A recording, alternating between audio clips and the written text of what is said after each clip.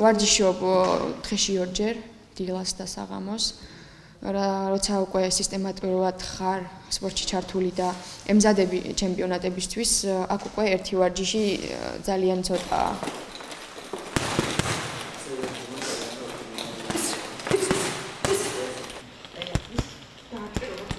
ძალიან დიდხანს ვემზადებოდი და ძალიან რთული მომზადება გავიარე.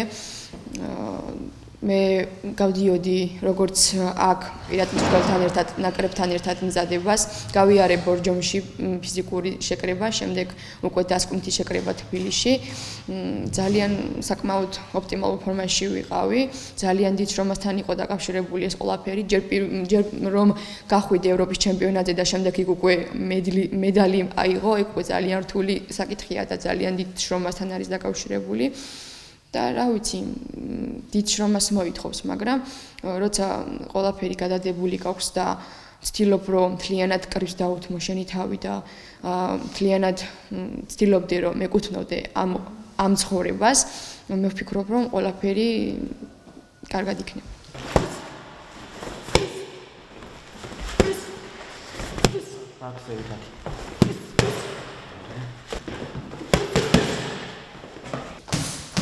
ძალიან რთულ მდგომარეობაში ვარჯიშობდა საქართველოში გოგოების მხრივ ცოტა ნაკლებად არის გოგოები და აი მაინც თავი არ დაანება და ბოლომდე აი რაც მიზანი ჰქონდა და საახალი აი მიზანზე მივიდა და იმედია ალბათ უფრო გაუმჯობესებთ, უფრო დიდ მიღწევებს გააკეთებს და ალბათ უფრო მეტად გაგვახარებ ჩვენ და მთლიანად საქართველოს.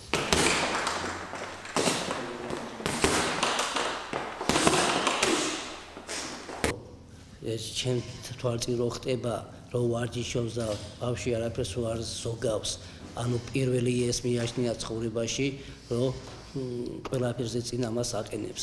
ამაზე დიდი სიხარული რა ვიცება და ჩვენ მე მაგალითად როგორც მშობელი, მამა ისე ყველაფერს ვცდილობდი ფინანსები და იმით არ ვარ ეხლა დიდად ის, მაგრამ ანუ რაც ანას ჭირდებოდა იმას უკეთებდით. ანა ჰუნჯვა, ჯოჯა. ეს უკვე ჩემი ცხოვრებაა და ვცდილობ რომ ყველაფერი რაც მიზნები მაქვს დავუკავშირო სპორტს.